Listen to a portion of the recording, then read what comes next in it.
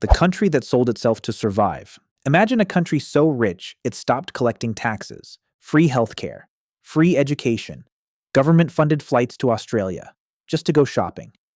Then imagine that same country, 30 years later, selling its passports to strangers it had never met. This is a true story, and it happened on an island you could walk around in one afternoon. Nauru is 8 square miles, third smallest country on Earth. For most of history, nobody wanted it. Then, in 1900, a company clerk picked up a strange rock. He thought it was petrified wood. He used it as a doorstop. It wasn't wood, it was phosphate. Pure, concentrated, bird-dropping fertilizer, built up over millions of years, compressed into rock, sitting just under the surface of the entire island. And in the 20th century, phosphate was worth more than gold to any country trying to feed itself. Germany claimed the island first. Then Britain, Australia, and New Zealand carved up the mining rights. For 60 years, foreign companies dug up Nauru and shipped it away to fertilize farms in Australia and New Zealand. The locals got almost nothing. Then, in 1968, Nauru became independent. And in 1970, it did something no one expected. It bought the mine back. For the first time, the phosphate money stayed on the island, and the money was staggering. By the mid-1970s, Nauru was earning somewhere around $100 to $120 million a year, on an island with barely 7,000 people. Per person, Nauru briefly had one of the highest incomes on the planet. Higher than Saudi Arabia, higher than the United States. The government stopped charging income tax. It paid for housing. It paid for university educations abroad. It ran its own national airline for a country you could drive across in 20 minutes. There's a saying about lottery winners. Sudden money doesn't fix people. It just reveals them faster. Nauru was about to become the whole world's case study. Here's the part almost nobody talks about. While the money poured in, the island itself was disappearing. Phosphate mining doesn't dig tunnels. It scrapes the surface away entirely. Nauru lost about 80% of its vegetation to it. Geoengineer.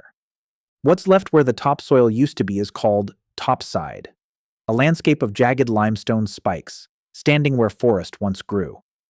Locals describe it as something photographs can't fully capture. You have to stand in it. The Dark Atlas. Nauru had built one of the richest economies on Earth by permanently destroying the only physical land it owned.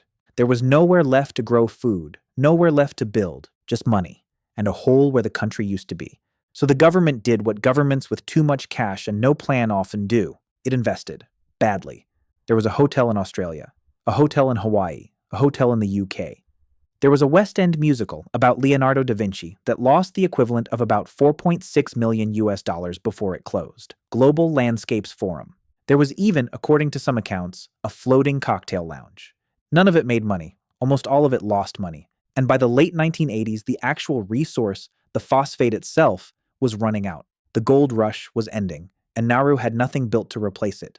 This is where the story turns dark. By the 1990s, Nauru's trust fund, the money meant to support the country forever, had collapsed from around $1.3 billion to a few hundred million.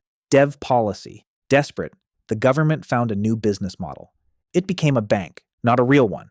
You didn't need to visit Nauru to open an account there. You didn't even need to keep records. MIT Press.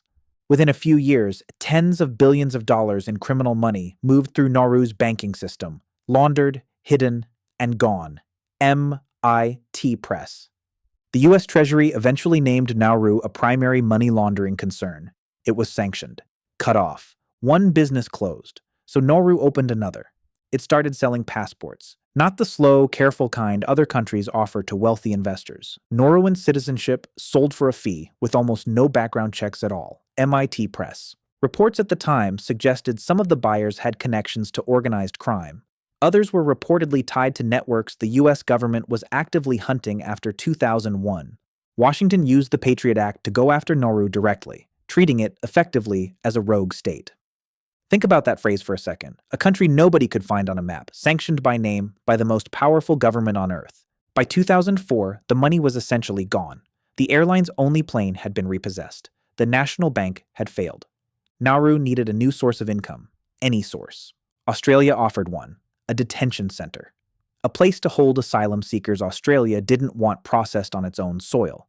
It opened in 2001, and it remains to this day one of the country's main sources of income. Amusing Planet. A nation that once had the highest income per capita on Earth now partly kept afloat by housing other countries' unwanted people. And the human cost stayed on the island long after the money left.